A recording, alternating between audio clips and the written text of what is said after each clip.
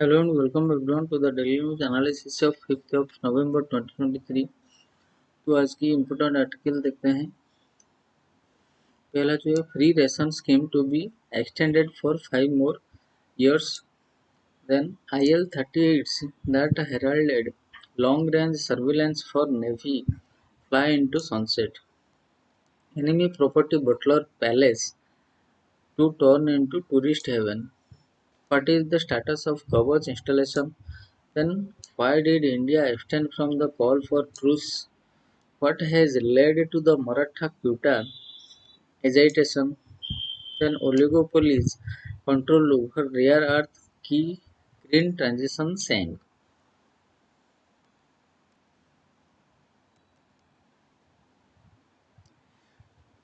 First जो article है free ration scheme to be extended for 5 more years to prime minister Narendra Modi.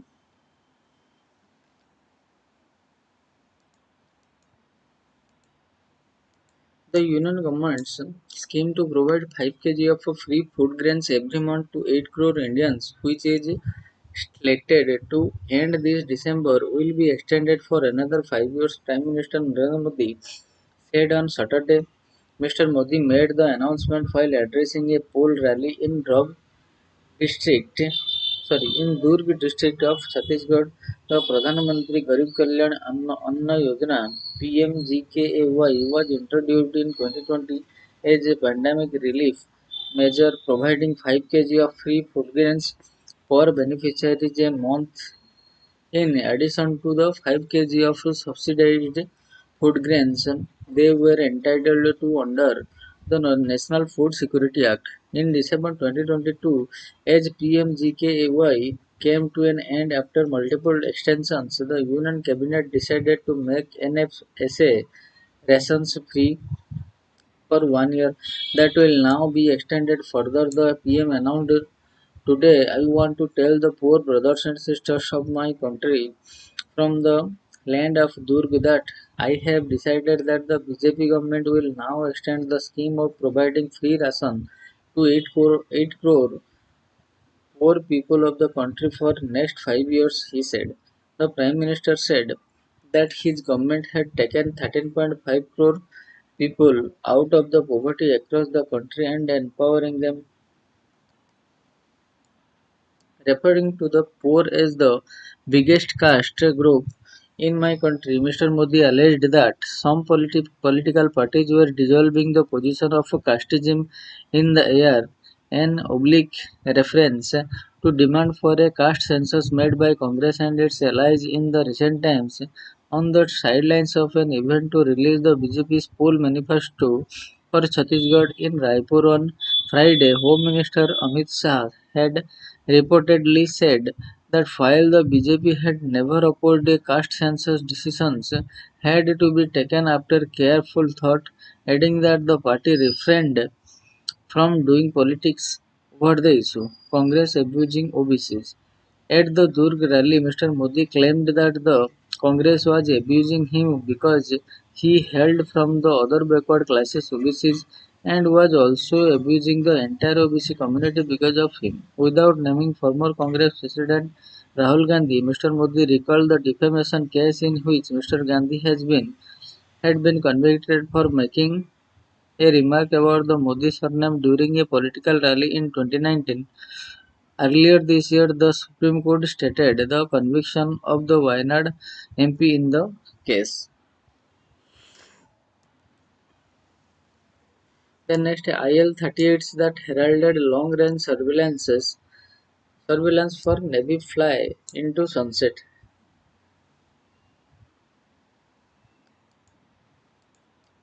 A journey that commenced on October 1, 1977 with the commissioning of the Indian Naval Air Squadron INAS 315 at Goa ends with the induction of the IL-38 today, said Commander Mrinmoy Ghosh, commanding officer of Winged Stallions Squadron, addressing members of the commissioning crew and numerous others who gathered along with their families for the de-induction ceremony at INS Hansa last week.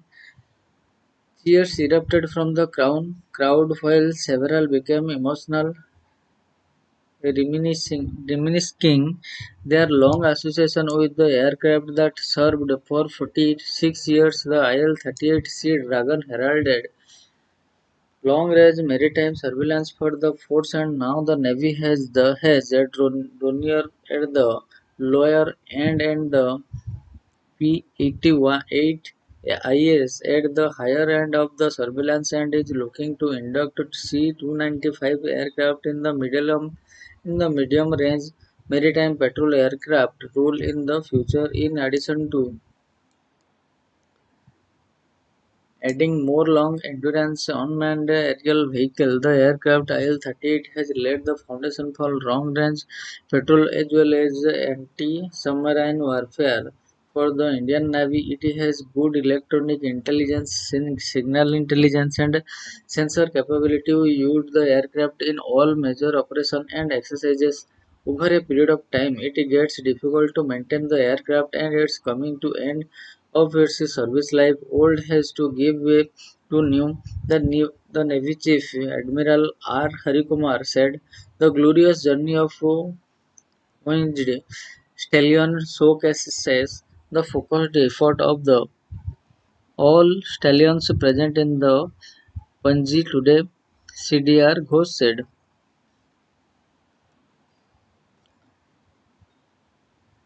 The next enemy property Butler Palace to turn into a tourist haven.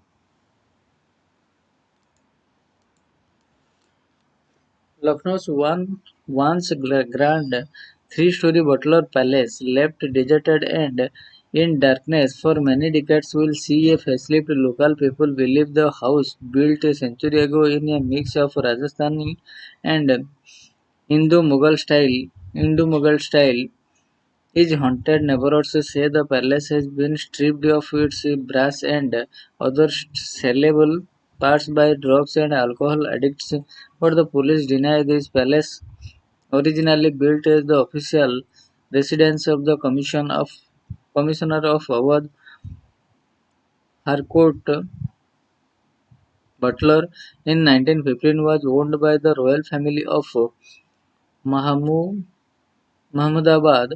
By its own account, the family migrated to India in the 13th century and settled in the erstwhile Awadh, current Lucknow, in the 16th century, and owed allegiance to Mughals. Muhammad Amir Ahmad Khan, the king at the time of independence, migrated to Pakistan while his son Muhammad Khan stayed on India as a citizen, fighting a legal battle over several properties, including Butler Palace. After the India-Pakistan War in 1965, Butler Palace was declared enemy property by the Government of India. The Enemy Property Act 1968, which came later, made the stand more binding. This is one of the 361 enemy properties in Lucknow alone, say authorities, with many originally belonging to the Mahmudabad family. It was only last month, however, that the Lucknow Development Authority got the go-ahead to spruce up the place for tourism. We have received the no objection certificate from the custodian of enemy property department under the union government 3 weeks ago. We will start the renovation of the building soon. Indramani Tripathi, vice chairperson of the LDA, said the authorities are rejuvenating the Butler Lake, for which the LDA already had the rights, but constructing pathways along the perimeter, landscaping, lighting, and starting a cafeteria for visitors. The authority plans to renovate and strengthen Butler House and construct a musical fountain in front. Up to 5 crore each has been allocated for work on the palace and the lake. He said we will complete the project in roughly 4 months. It will it will serve as a tourist palace along with a heritage look, he added. After being declared enemy property in the 1960s, the premises were handed over to the Uttar Pradesh government, who used it as a sales tax officer. In 1980s, it was given to Indian Council of Philosophical Research, or an organization under the Union Human Resource Development Ministry. Legal battle. Amir Muhammad Khan died last month at the age of 80. The former MLA fought a more than 4 decade long court battle against the Union of India and got a brief respite in 2005 when the Supreme Court declared him a bona fide citizen and not an enemy as defined by the Act. However, in 2010, the Union government brought in an ordinance to amend the Act, subsequently passed by Parliament in 2017, bringing successor within its ambit. The family is still fighting the case in the Supreme Court over the properties that include Butler Palace. We have no comments to make the matter in sub judice in the Supreme Court, said Ali Khan Mahmudabad, an heir of a former royal family. The palace is hardly 5 kilometers from Kalidas Marg, the Chief Minister's house. Pre-independence, the who of British India, including Jawaharlal Nehru, spent time here, said Amit Rai, a historian teaching at Sia PG College in Lucknow. After independence, several political leaders have stayed there. Then, what is the status of Kavach installation?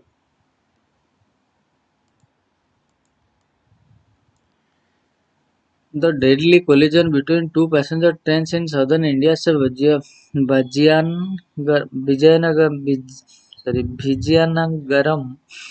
district in Andhra Pradesh, which killed 14 people and injured 50 persons, could have been averted it if traffic collision and avoidance system (TCAS) were in place. East Coast Railway's official indicated that the indigenously developed TCAS called Kavach was not installed on the route where the Palasa and Visakhapatnam Rayagada train collided.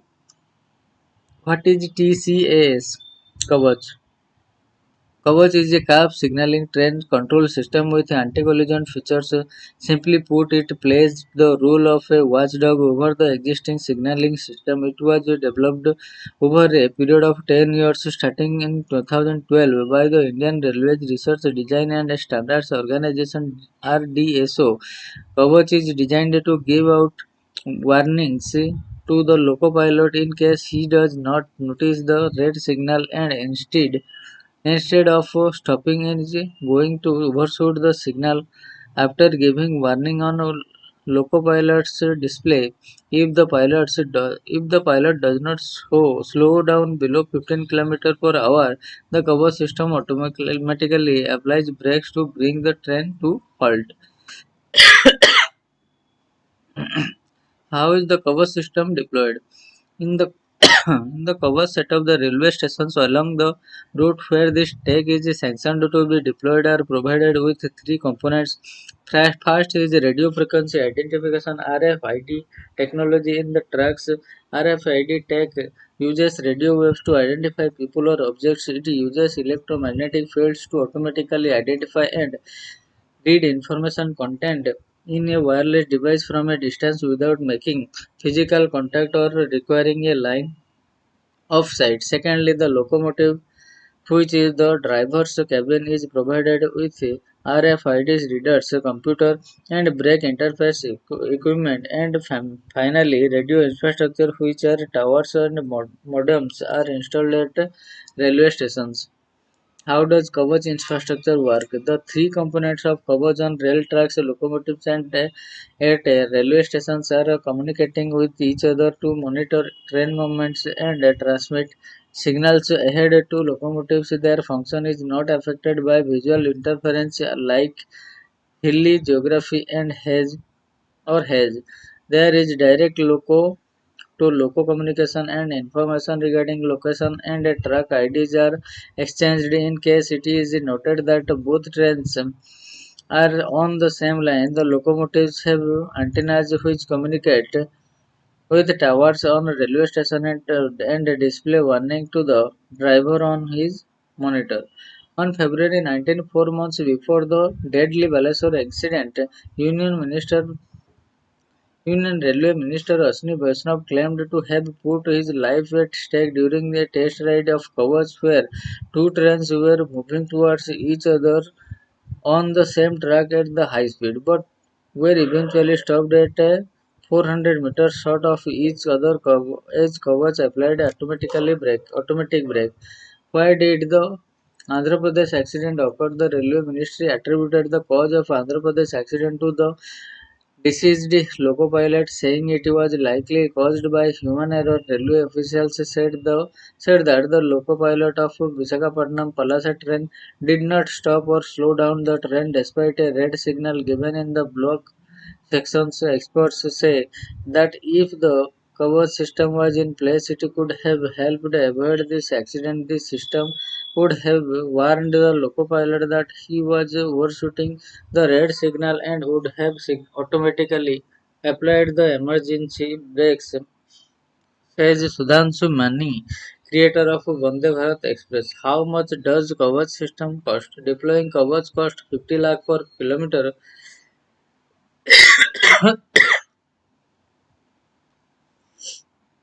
For Indian Railways, experts say present coverage of for Kavach is only 15 kilometer 1500 kilometers at this rate. It may take many years to ensure coverage even on high density roads as well as railways has a total route length of 68,000 kilometers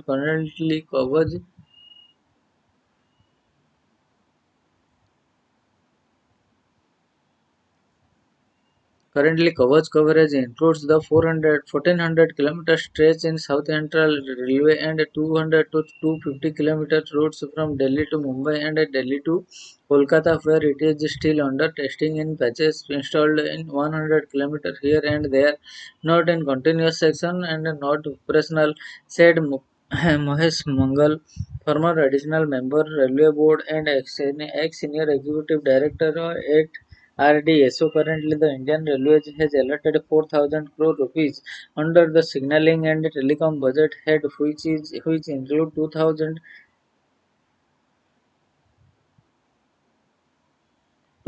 crore rupees under the Rashtriya Rail Sangraksha Kosh RRSK fund, which implements Kavach from the RRSK head. Fund allotment for Kavach may be around 1,500 crore rupees for financial year 23-24. From this, we may be able to implement only about 2,500 to 3,000 kilometers of installation during this year, Mr. Mangal further said.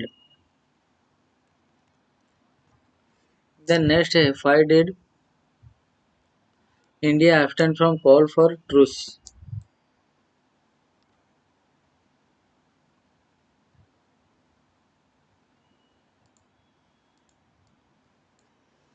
On October 26, nearly 3 weeks after the terror strikes by Hamas on Israel, the United Nations General Assembly (UNGA) voted on a resolution calling for a immediate, durable, and sustained humanitarian truce in the hostilities. That was voted by the 120 member countries, while 14 countries voted against it. India was among the 45 countries that abstained, a vote for which the government has received criticism from the opposition, with many calling India's vote a break from the past. Israel that has conducted an incessant bombardment of Gaza Strip over the past month, where 2 million civilians were trapped, rejected the UNGA vote, calling it despicable. Why did the government abstain? Explaining the India's vote this week, External Affairs Minister S. Shankar said that India's vote was consistent with its stand on terrorism, adding that India takes a strong position on it because Indians are big victims of terrorism. In particular, government sources said that the UNGA resolution lacked an explicit condemnation of the October 7 terror attack by Hamas, in which 1405 Israelis were killed and about 240 were taken as hostages by Hamas militants.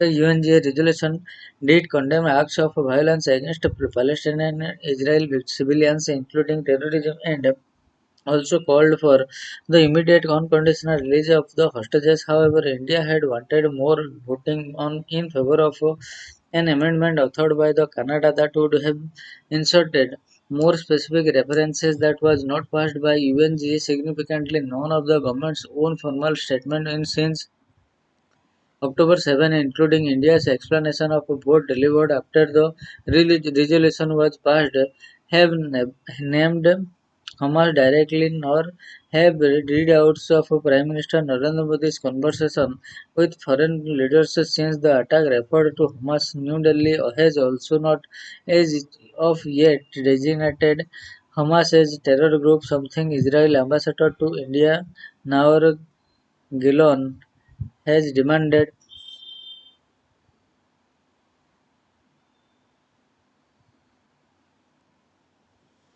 India's vote on UNGA resolution is no doubt a break from its past voting record at the United Nations. Historically, India voted against the partition of Palestine and the creation of a separate state of Israel in 1948, and was the first non-Arab state to recognize the Palestinian Liberation Organization as the representatives of people, and to recognize Palestine in 1988, and consistently voted against Israel at the United Nations. However, in the 1990s, especially once India established full diplomatic ties with Israel, its votes at the UN grew more nuanced, abstaining on many votes that directly criticized Israel or called for international tribunal on its treatment of Palestinians in the occupied territories of West Bank and Gaza. In December 1991, just weeks before India and Israel opened their embassies, India was part of a majority that voted at the UNGA to revoke an earlier resolution that equated Zionism with racism and radical discrimination. In subsequent decades, India continued to condemn Israel bombardment and its blockade of Gaza during United Nations resolution, but tempered its votes on other anti-Israel resolutions, especially at other forums after 2014, and more perceptibly post-2019, a more pointed shift has followed where on resolution critical of Israel where India would have in the past voted for it now began to abstain and to even vote against them if they involved more intrusive international inquiries. The rule, however, seemed to be stand with Palestine on all votes relating to Palestinian rights against the occupation and Israel bombardment. India even raised its annual contribution to the United Nations Relief and Works Agency for Palestine Refugees (UNRWA) from $1 million each.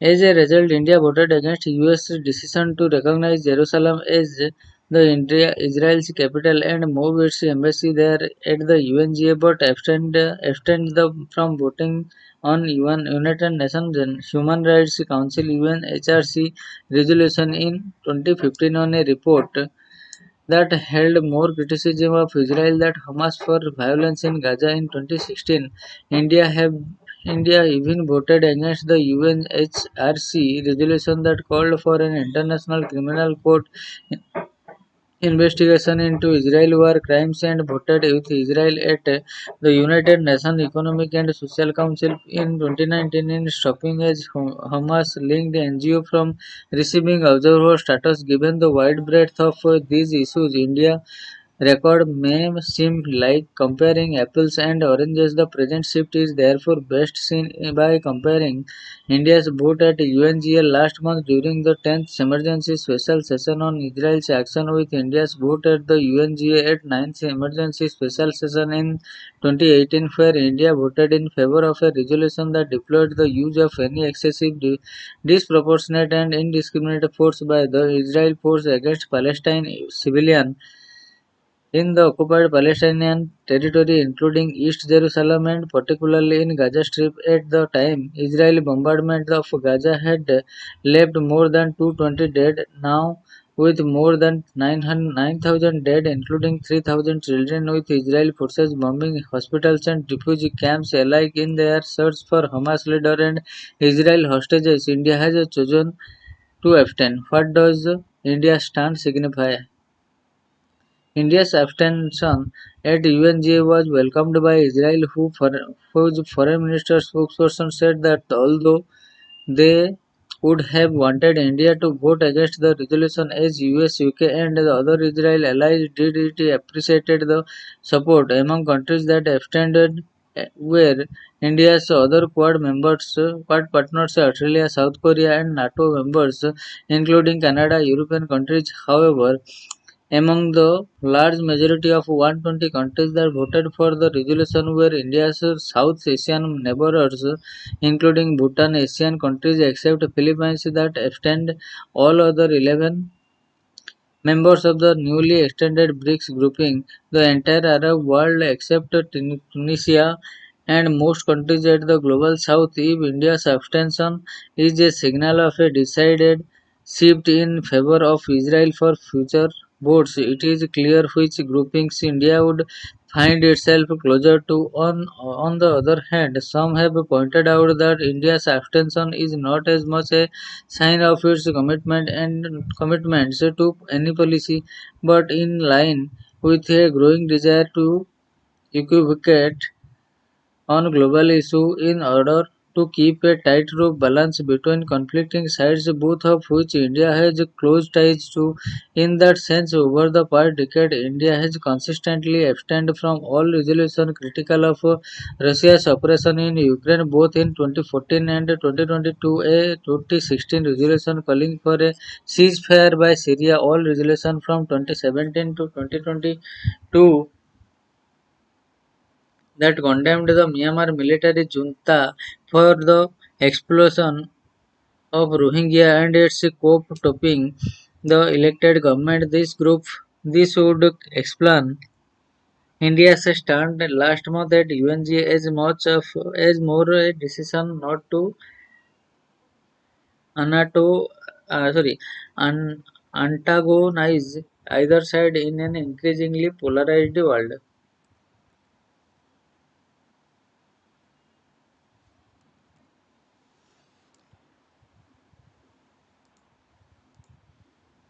What has led to the Maratha quota agitation? The next way, oligopolies control over rare earth is key green transition snag.